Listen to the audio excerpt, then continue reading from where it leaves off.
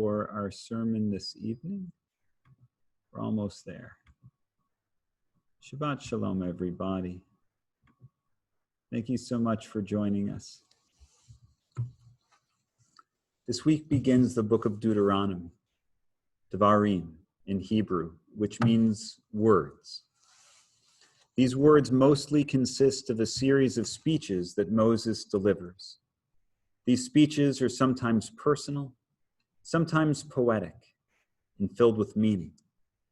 It reminds us of the significance of our own words, which leads me to this beautiful story.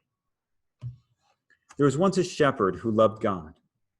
He couldn't read or write, never had a chance for an education. As he would graze his sheep, he would make up his own prayers. One day he might offer something like, "Dear Master of the universe, today I shear my sheep, and their wool is soft and warm. I wish I could take the wool and weave a cloak for you and carry it up to the place where you sit. It would just be a small thank you for the sun that you send down to warm me every day of my life, for your generosity is in every sunbeam." The shepherd never said a prayer in quite the same way, for each time he prayed, it was only with the words that came from the living feeling in his heart. One spring afternoon, he was fishing in a small stream, and he began to pray, "Master of the universe, thank you for this water you have made so clear, and for the worm wiggling on my hook, and for the dinner I will catch. I wish I could cook up my fish and share it with you, for your generosity feeds all of us living creatures." The stream where the shepherd was fishing ran alongside the road, and as he prayed aloud to God, a scholar passed by and heard him. "Who are you speaking to?" asked the scholar. "I'm speaking to God, to say thank you." "Well, that's not the way to pray to God. God doesn't eat. God doesn't need your fish." "Oh, my pardon, you are a learned man," said the shepherd. "I'm just a shepherd. I didn't mean to pray in the wrong way to God." Immediately, he felt horrible. He didn't want to insult God. He loved God. Then the scholar sat next to the shepherd and said, "All right, look, if you wish to pray, I will teach you the right way to pray. The Shema is one of our most important and sacred prayers." And so he taught him the first 6 words of the Shema. Soon after, the scholar left. But the strange syllables wouldn't stay in his head, and the shepherd forgot the prayer. Then he lost his appetite for the fish he'd caught, now that he couldn't even think about telling God how he'd like to share it.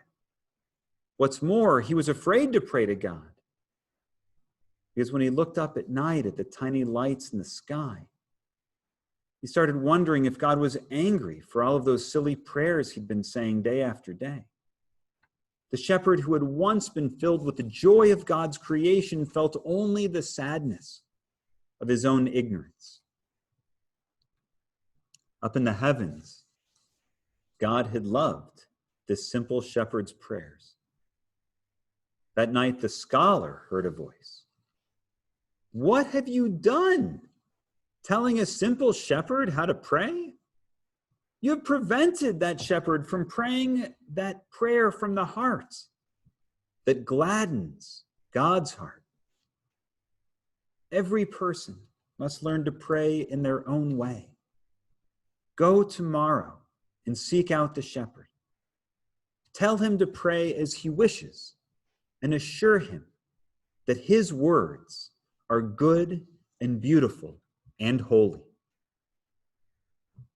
In the morning, the scholar found the shepherd, silent and sad, watching his sheep. "Shepherd," he said, "I spoke to you yesterday about your prayer, and I was wrong. God does not mind that you do not speak Hebrew.